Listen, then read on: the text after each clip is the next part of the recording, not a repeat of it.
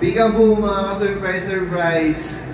Doon po sa mga nag-follow po sa akin sa naging homeless journey ko mga ka-surprise, mga ka-peekaboo. Meron po akong kwento sa inyo after nung journey ko na yon.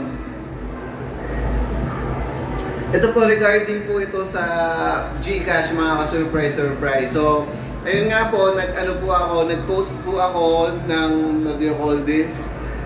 Ng social experiment ng about sa homelessness dito sa Philippines.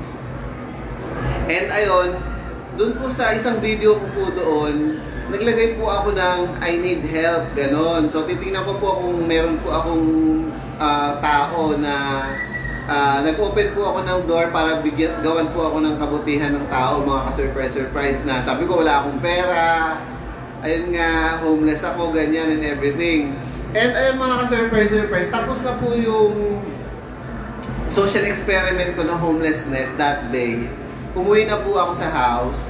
And then, mga ka-surprise, too much to our surprise, too much to my surprise, may nag-message po sa akin.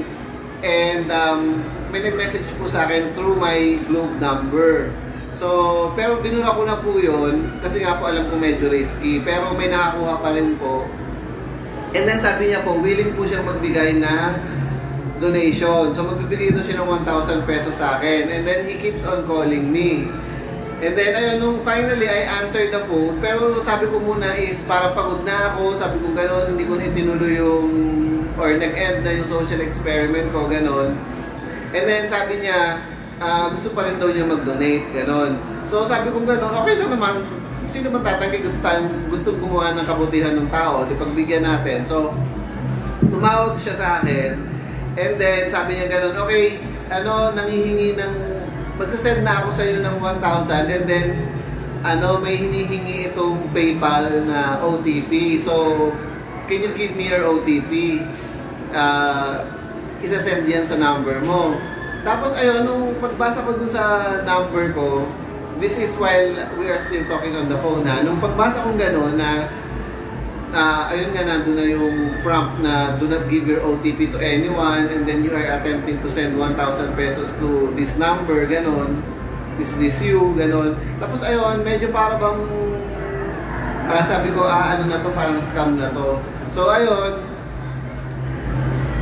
sabi ko sa kanya, medyo hazy yung transaction, sabi ko gano'n. Actually, sabi ko gano'n, hindi ko naman talaga kailangan na ng tulong, sabi ko gano'n. Pero yun nga, I'm so very thankful kasi nga, gusto mo akong gawan ng kabutihan, sabi ko gano'n.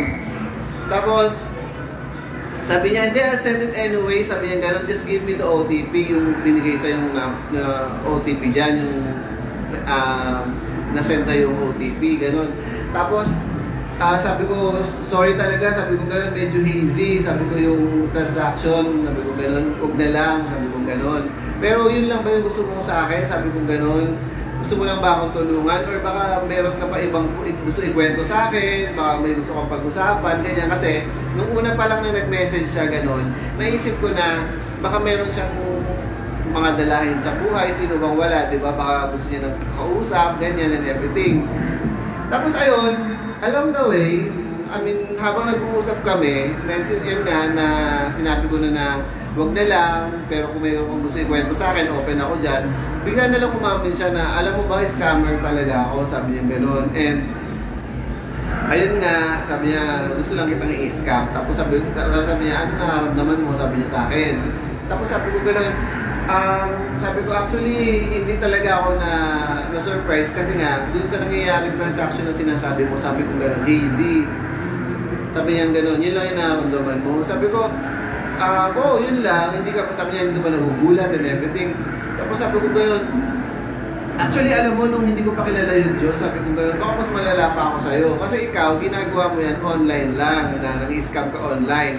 Sabi ko, nung hindi ko pa kilala yung Diyos, sabi ko gano'n, may mga ka-relationship ako na niloloko ko about sa money, gano'n, na manghihingi ako ng emergency pero wala naman, yung mga tipong gano'n. So sabi ko gano'n, feeling ko mas malala pa ako sa'yo kasi nga, ikaw, online lang ako harapan, sabi ko gano'n. Pero alam mo, simula nung nakilala ko si God, sabi ko gano'n.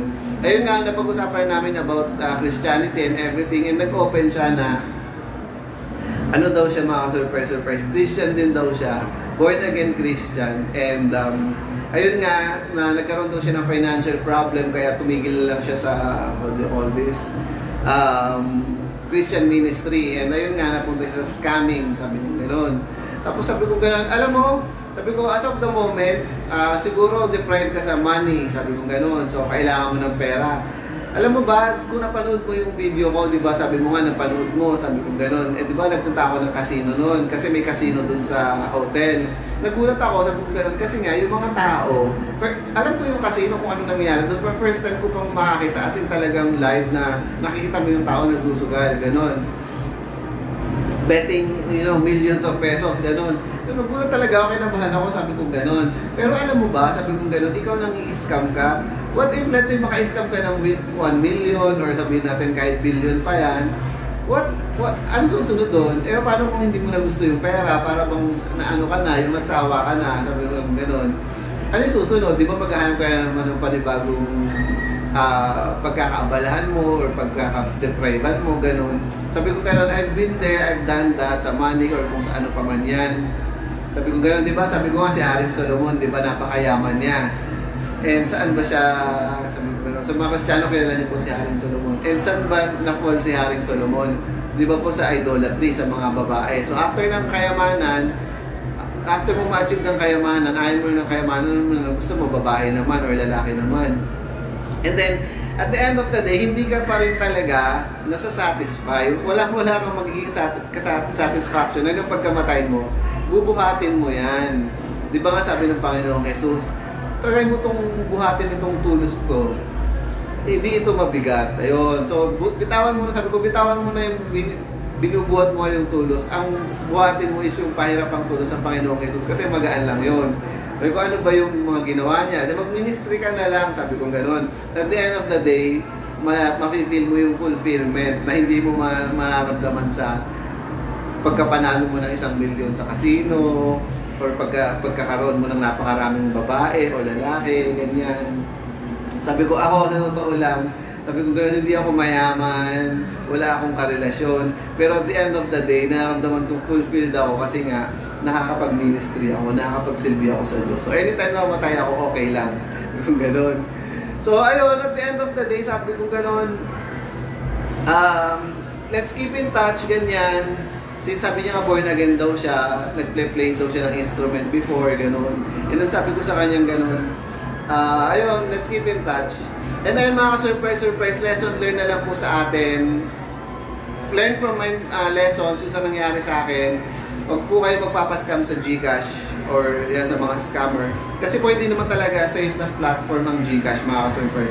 So, yun lang po hindi ko na po papahabain yung video kasi po, nahihirapan na po ako magsalita. Puputulin ko na po.